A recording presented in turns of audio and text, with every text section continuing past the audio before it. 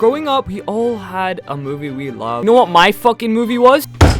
Coraline. And you know why? Because I came home and one day my mom was like, we're going to the cinema, we're gonna go see Coraline. And we went to go see it and no one told me a little child movie about a girl, her fucking mom moving into a house would be so fucking scary. And keep in mind, I was 7. There are several reasons for why this movie is scary. Now, first of all, the atmosphere. The film literally creates the most creepy fucking atmosphere I've ever seen in my life. Use of fucking dark, moody lighting, eerie music, and the unsettling sound effects are just insane. When I was sitting there in my fucking chair in the cinema, and these sound effects and the creepy music, you know that one theme tune that goes...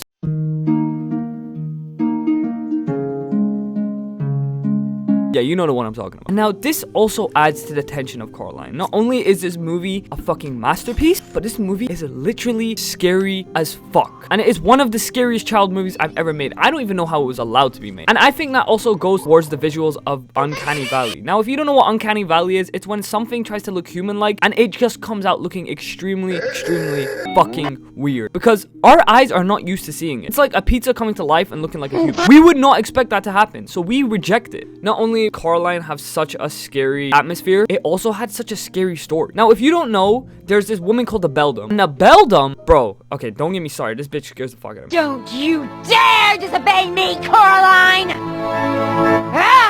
She not only is one of the creepiest characters I've ever seen, she's built like a spider. Already, people who have arachnophobia, this is 10 times more scary for you. I get it, because I fucking hate snakes. And on top of that, neck is so long. And she wants to put buttons in this little girl's eye named Coraline. And the thing is, Coraline is unhappy with her life, you know, a lot like me, you know, I'm fucking broke as fuck. But like, so she goes to a different place, another world. And this other world has a happier family, but everyone has buttons. And the reason everyone has buttons is because the Beldam, the woman who literally is a fucking spider, wants to put buttons in Coraline's eyes and lure her in so she can use her magic to create the world and make it last longer. The most creepiest part I didn't realize till years later about this film is Coraline runs into these kids and these kids are all ghosts. And I was like, oh, okay, cool. They're probably just some random things she's hallucinating. Those are the fucking kids she ate. Now think about that. This is a child's movie. What is going on? Now, not only that, the disturbing visuals, the animation style is fucking amazing. It's so beautifully done. You know when you're in a Call of Duty match and the frames just start dying on you and your whole game's just fucking bugging out? Yeah, that's what it looks like, but it's beautiful. Now, with its exaggerated features, the unsettling character designs are just amazing. These designs, they also look so Uncanny Valley because it looks so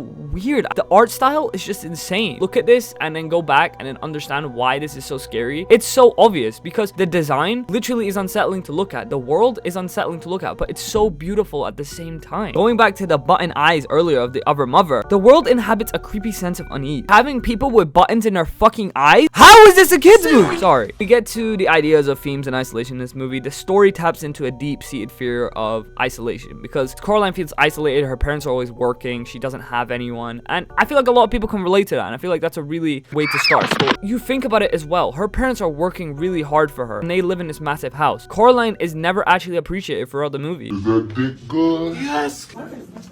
And that's what I learned to understand growing up, is that when I was younger, I always thought the parents were the bad people. But growing up, I've kind of understood that she's a bitch. She's literally a brat. You got a big ass house, your parents are working their asses off, and frozen lasagna? There's nothing to complain about. Caroline's journey into this perfect alternative world that she goes into is into literally a nightmare. And that's what I think also makes this movie intensely fucking scary, because she doesn't know what's actually gonna happen. And also, we think, like I said, we think this is a kid movie. How she's fine, she's safe. No. Fucking later on, next thing you know, she's fucking almost got buttons in her eye. I think where this film goes into psychological horror, into showing the themes of identity, reality versus illusion, the idea that things are not always as they seem, which I quite like, because the idea of you see something, you're like, oh shit, that looks nice, but then you don't know what's behind it. Kind of like guys who subscribe to fucking OnlyFans and you're just like, alright, everything is not how it seems. What also is really scary about this is the other mother's manipulation and the gradual realization of her true fucking nature, playing on the psychological fears of Coraline. She damn well knows she can take advantage of this little girl and all these kids she took advantage of before, and she does. And another creepy thing I didn't realize till I was older, she is actually in the background, or it's theorized. Now tell me that's not horrifying. The more you know about this movie, the more scary it gets. You start to understand, okay, she went to another world, she came back. No, it's much more deeper than that. It gets much more deeper. On top of that, the scariest part is the danger of the mother. Like, she just keeps getting increasingly more scary because, first of all, when Coraline goes back into the other world for the final time to save her parents, she's standing there in full form, cooking fucking pancake. Wait, was it pancakes? She's cooking something and she looks so relaxed and calm. And I think this adds to the tension because I hate when the villain is so relaxed because they're so confident. Oh, I'm gonna kill you. You're done. You're cooked. As well, where this also makes this not a fucking child's movie is the concept of replacing a child's eyes with buttons to steal their soul. Think about it. That is a horrible concept. It taps into literally our worst fears about identity, autonomy, and loss of self. Literally taking away your personality and your body and your soul. Like someone literally forcing you to do something you don't want to do. It's horrible. You don't want to do it. On top of that, the emotional impact. The stakes are high. Coraline must not only save herself, but her parents and the souls of the other trapped fucking children I was talking about earlier. But the nature of this really adds to the intensity of her story, and I think it makes it all more rewarding when she eventually escapes at the end. And you know what? There is a theory though that she never escaped, because at the end, the cat can go from world to world, or it's like glitched out or something. Bro, the motherfucker gonna get patched. How I kind of realized like this movie has so much more in depth than you think. And I just sat there and I went, wow, this is one of the best masterpieces I've ever watched. And I went back a couple weeks ago and I watched this movie again, and I sat there and I went,